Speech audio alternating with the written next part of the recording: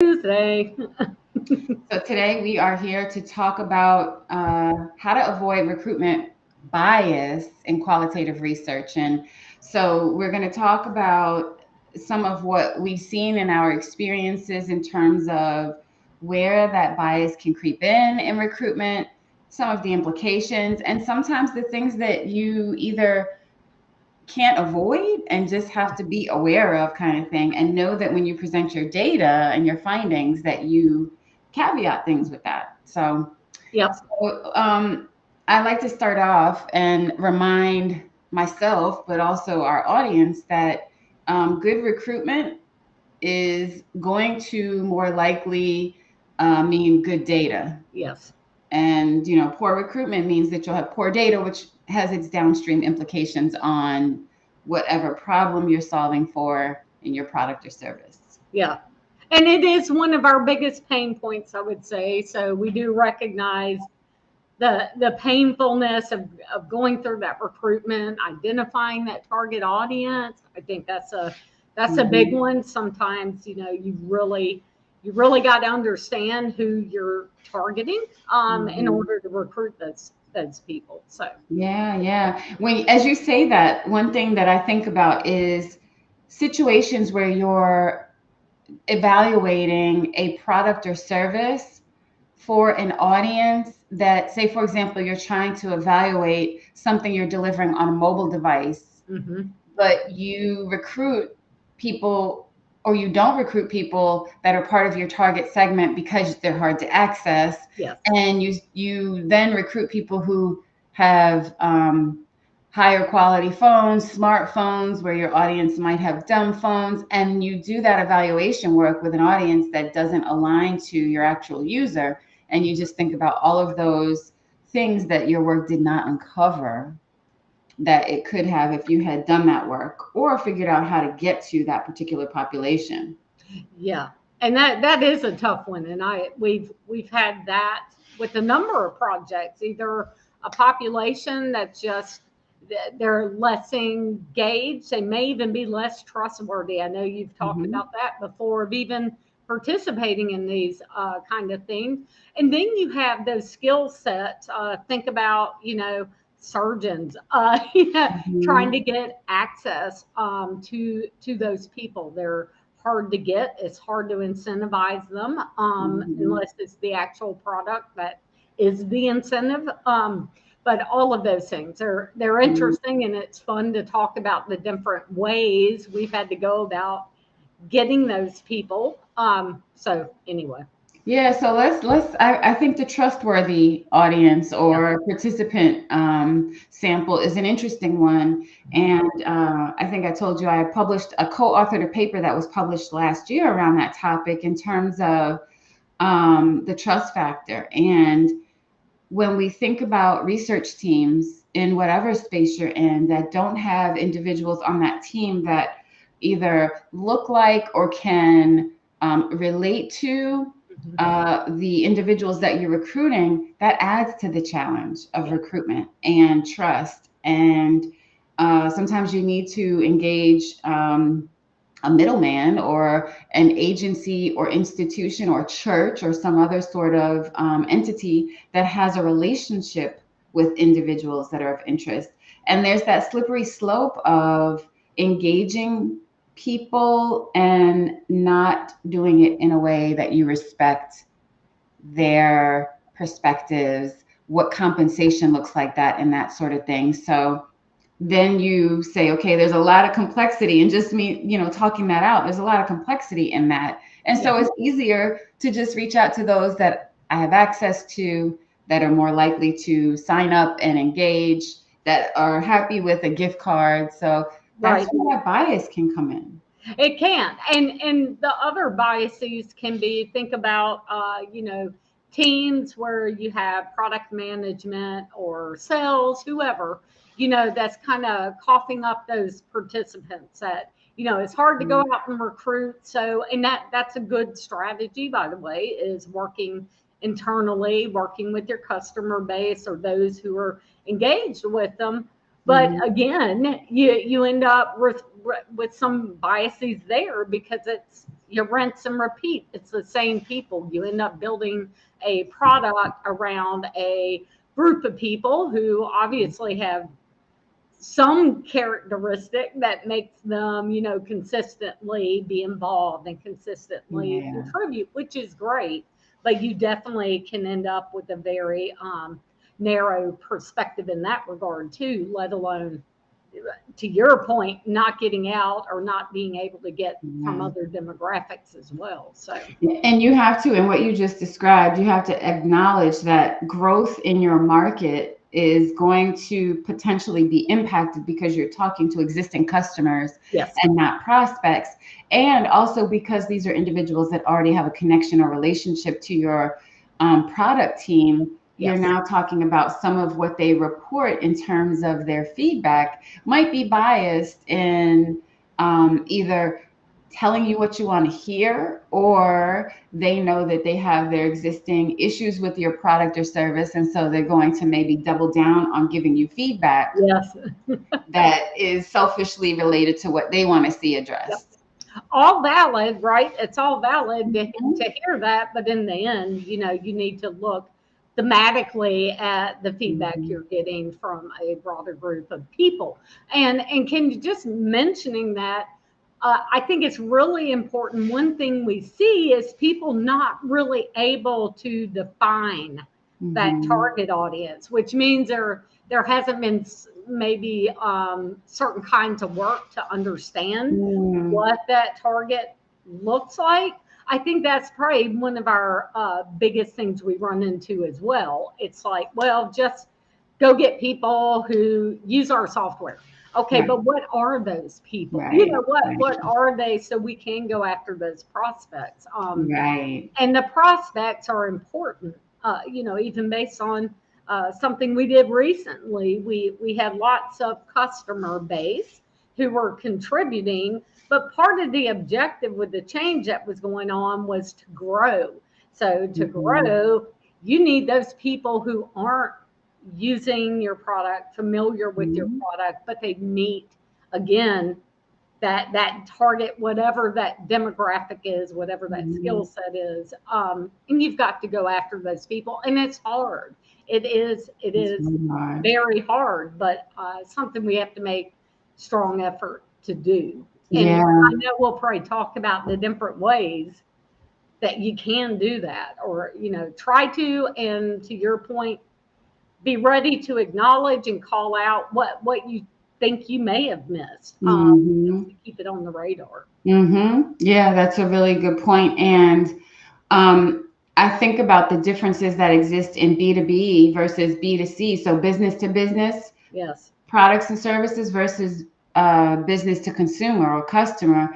What you're looking for in terms of a participant is going to vary, especially when if it's a business to consumer or customer type of product or service, you're going to definitely have to make sure it's more what we call generalizable to the Mm-hmm. general public. Mm-hmm. If it's something that most or many people can use, you have to think about the fact that your recruitment or omitting and not including certain segments can mean a lot in terms of you not getting a perspective that might be very important in your segmentation, Yes.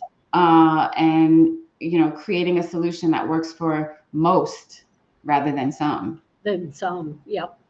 Yep. And So, at what stage? What are you looking at? That's another one. I'm kind of, me, I go all over the place when we have our casual sit downs like this. But, mhm, also, what are you looking at? So I think early in my career, and being very green, and really it was everyone around me as well, even though they weren't green, but we, mhm, we were, looking at messaging around the product, mhm, or a line of enterprise level products.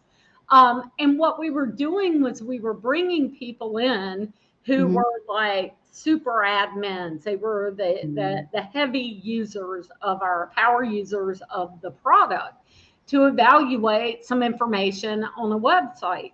Well, it turned out, we got all this great feedback on the website and navigating and the content and, that sort of thing.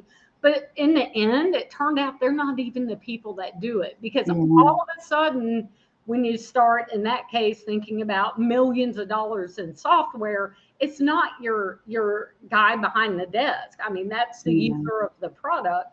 It's the senior executives. They're the ones who are going to look at that messaging. And by the way, the messaging that resonated with them to want to fork out, 7 figures was very different than Mhm. what resonated with Mhm. the actual users who would be on the site, but for different purposes. So Mhm. again, it all is around defining and understanding Mhm. that, journey from, and the personas involved, and being Right. able to identify those when you're recruiting.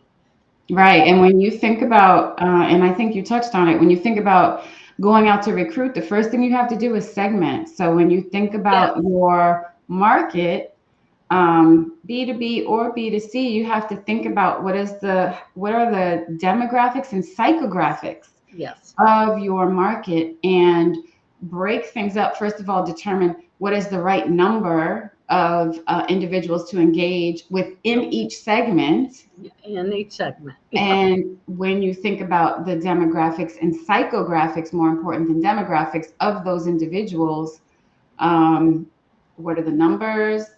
How do you gain access to those folks? yep, One of the challenges I've seen in using recruitment platforms is individuals that are in those databases are typically savvy around conducting that type of work or participating in that kind absolutely. of work, don't always reflect. They might reflect, demographics, but in terms of psychographics, it might be a little more difficult to identify characteristics, traits, perceptions, behaviors from those databases. So it gets a little messy in terms of avoiding or making sure that you're proactive around Right, recruiting the right people. right.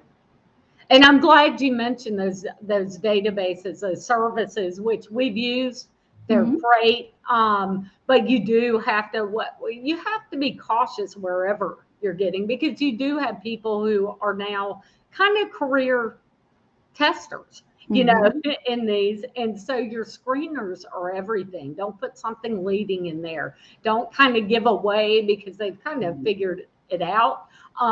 But again, you've got to screen for those segments, know the questions to ask without leading, giving any hints, and then be aware of, yeah, how engaged are they going to be versus, hey, I'm going to make $50, Right. to do this session Right. quickly. And then you don't have the accurate or the right people sometimes, or you just don't have rich data. They're not engaged enough.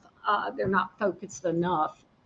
Right, right. And I like to explain to clients that having giving the responsibility of recruitment over to your partner in your research, that your consulting partner in the research, is ideal, because we can recruit without sharing the company or the product specifically that we are evaluating or exploring. And so that allows for a more objective Yes. perspective, potentially behavior in terms of, you know, we've done projects where we were putting wireframes of a product in front of recruited participants. Well, not knowing what company that product is being developed under, and then not putting any of the company information or logos in those wireframes, means that you are able to get more rich data. But Hmm. that starts all the way at recruitment. That Yes. starts even further upstream in planning to make sure that your wireframes don't include that detail, and then knowing that you can kind of go through that recruitment process with less bias Yep. baked Yep. in. I also wanted to bring up the whole concept of snowball sampling. And we've had to participate in snowball sampling. You mentioned it with individuals in roles like physicians or surgeons, Yes. being able to recruit or even to get them to engage and not being a part of a platform where they're in the database of testers is hard. And so sometimes those referrals from a physician or a practitioner like that, a specialized practitioner, requires them to refer out and you compensate them for their referrals. Yes. It's also helpful to give them talk track.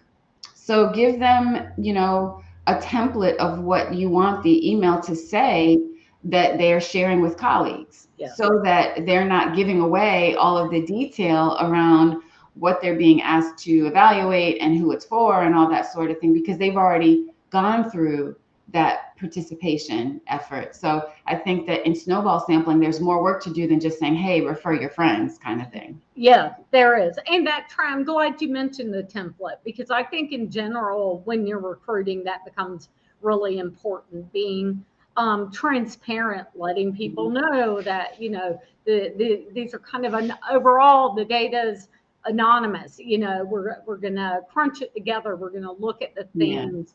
That sort of thing becomes important to people, especially people who might have a relationship with a particular organization.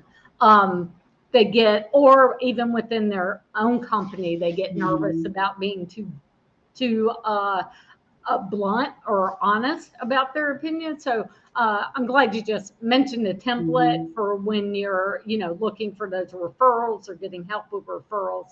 That same template's really important, I think, to clearly state the objectives, be transparent about, what you're doing, and letting them know that this is anonymous. And then those numbers you were talking about, that's the other hard thing about recruiting. And I don't think we go into any project or any job I've ever done where the how many doesn't come up. It comes up constantly. So I Because it don't know. impacts the time and the cost of a project. It affects the time and cost of the project. It may be impossible. So, I know a big rule is, are you looking at quant data versus qualitative data? If it's quantitative data, you're doing a big survey for discovery work, you're going to need a lot of people. Yeah, that's where you get in the higher numbers. Is it for usability test of a few new features or a new web page?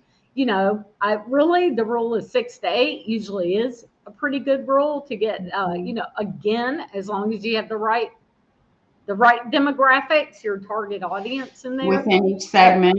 Yes, within or how many segments are you really thinking matter? And what I mean by matter is that you're really trying to test to see if there are differences and similarities in those segments. You're going to need more people because you've got more segments. So that's always a big one as well. And I know people get really tied up on like statistical significance and that sort of thing. That's one thing I think we have to deal with on almost every project we engage in. In terms of, you just triggered a thought, in terms of recruitment biases that can exist, we can sometimes have the expectation that participants come to us. Yeah. And we recognize that not everyone is afforded that opportunity. So if you're dealing with demographics that don't have transportation, can't take time off from work, you have to meet them where they are. Yes. And so in order to avoid that bias of only talking to people who have internet connectivity, have a car, and can come to you or can take time away from work, you've got to think creatively around, how do I meet people, or how do we meet people where they are? How do we make sure we compensate them with something other than a Starbucks gift card? Yes. In my HCI class last semester, I was talking through this whole scenario with my students, and I said, even within the class, this were 50 students in the class that day. I said, how many of you, if you were to participate in something like a usability test, how many of you would want a Starbucks gift card as compensation for participation? I think 2 students out of 50 raised their hand. Yes, So, exactly. when you think about students, they need caffeine, they want, but the fact is they may not have a car. In the grand scheme of eating and having a $7 coffee drink, Yes. they'd rather eat. Maybe there's some other needs that they have, Yep. that some Yep. sort of compensation outside of a Starbucks gift card would be helpful. So Yes. you have to think about those things, because those then are baked in to your approach to recruitment, and then subsequently bias who actually participates. Yes. And that compensation becomes pretty darn important for some, but you have to be careful that it's not the only incentive, especially for certain kinds of projects. Right. know, you do need some engagement for. It depends, though. There are other times you can do a survey. People are happy to get a $5 gift card, and you Mhm. get the data you want. I mean, it's but other things like medical devices with surgeons. I think even some are going to be incentivized by just contributing, and others, yes, they don't want a Starbucks gift card. You're going to have to cough up $300 to $500 to get that, focus Mhm. hour with them. So yeah. And what about other? I know we've had to use all kinds of tricks to go out and recruit. Social media, using Craigslist and Nextdoor and Yes, other platforms like that to get people. The challenge is you can only share so much information, and it becomes sort of sketchy for some it people if you can. don't provide the right information. You Yeah, have to have a legitimate company yeah. that stands behind the request. Otherwise, it looks very sketchy. Being agreeable to meeting people in public spaces, Yes. uh, and considering the fact that maybe they don't have a computer with a camera. Right. So expecting them to meet you over Zoom can sometimes go beyond what some participants can make available. So thinking about meeting at the public library or other public spaces can also help in avoiding some of those biases. It can. And I like you mentioning the public spaces because I think of kind of the guerrilla testing, the Mhm. lean testing, where Mhm. that's exactly what you do. Go where you think or know that audience is going to be and just hustle. I mean, Yeah. you're out there, throw something in front of people. We've done a lot of studies like that and got some great, great, great data. Forums, I've noticed, if you find like whether it be Reddit or some other Mhm. bulletin, Yeah. and you're a crafter, let's say you're an Etsy, looking at their website, why not go on Reddit for a group that does resin? I don't know. Let's just, I like to do resin. So go there, see what people are saying, try to do some light recruiting. I found those to be pretty successful too, and a little Mhm. more focused than like when we do the Craigslist or Mhm. this other social media. Because Mhm. not only does it appear sketchy to them, we have had some sketchy come back to us, So That's you do true. have to be aware of those pitfalls, but we've had a lot of success with those methods as well. Yeah, that's very true. And going back to those recruitment biases, one last thing that I'll say is I recall years ago a project where it was a B2C offering, and the client did not know the demographics of their customer. And Yeah. so after a few questions of, well, who do you serve? What are you providing to your customer? Who do you serve? They said we serve everyone in the whole state. Mm-hmm. But when Mm-hmm. you think about that, we as researchers have to connect dots indirectly to figure out how do we make this work happen and do it in the most ethical way possible. And so the next question that we posed to them was, okay, let's look at the census data for that state and Yeah. then recognize the breakdown, at least of demographics, and then we can do some more work to segment. But that at least helped us to define the who, how many, where within the state should we target, that sort of thing. So sometimes you have to do some work to get to the work. Yep. And that's something to consider as well. Yes.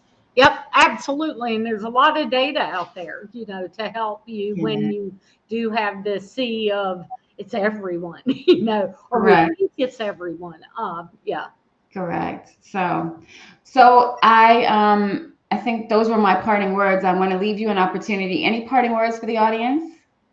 No, I think most people who might be watching this either have to do this or they're looking for ways of doing this kind of recruiting. And, it's a heavy lift sometimes, and just be ready for that. Sometimes it's 30-40% of our project time is spent, identifying, recruiting, participants. Yeah, good point. Good point. Well, thanks again for tuning in this week.